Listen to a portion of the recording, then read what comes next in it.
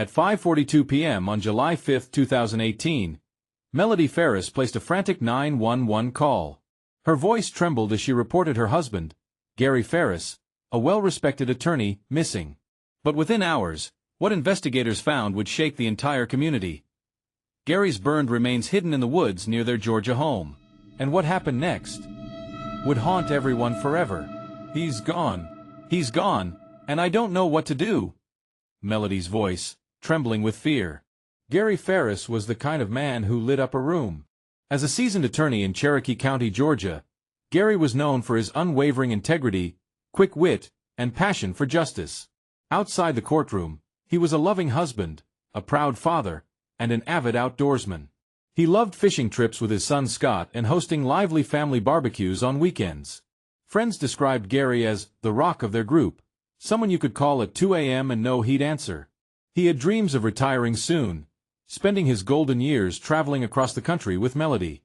To everyone who knew him, Gary Farris was a pillar of strength and kindness, which made his violent death even more incomprehensible. At 4 p.m. on July 4, 2018, Gary left home for what was supposed to be a simple trip, running errands and visiting a friend. By 7 p.m., he had not returned. Melody said she grew concerned but waited until the next day to report him missing.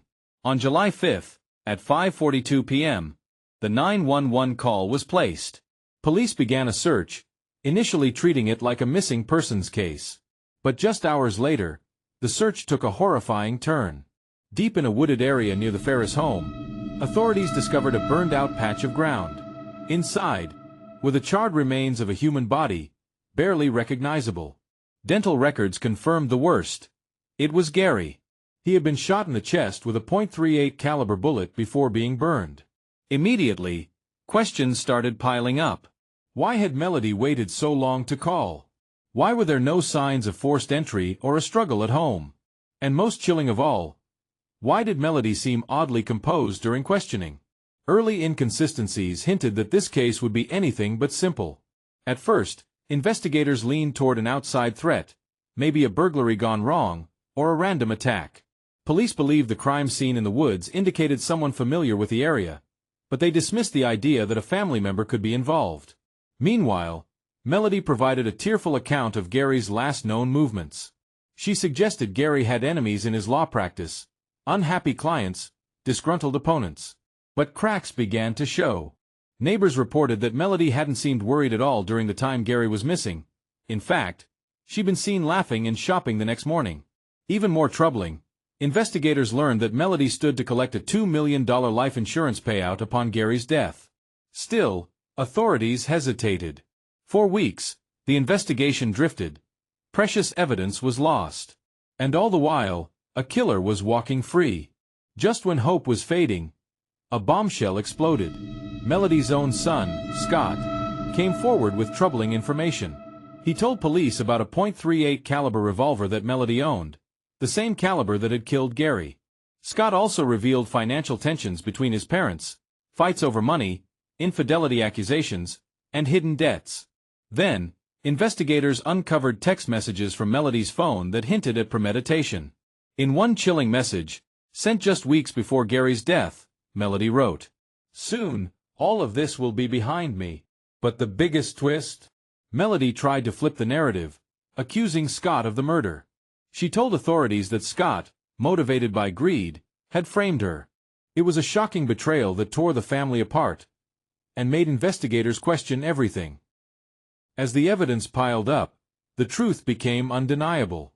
Melody Farris had planned and executed her husband's murder.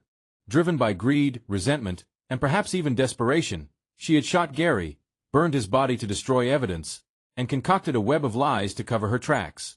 In 2025, after a brutal trial, Melody was found guilty of malice murder, felony murder, aggravated assault, concealing a death, and making false statements.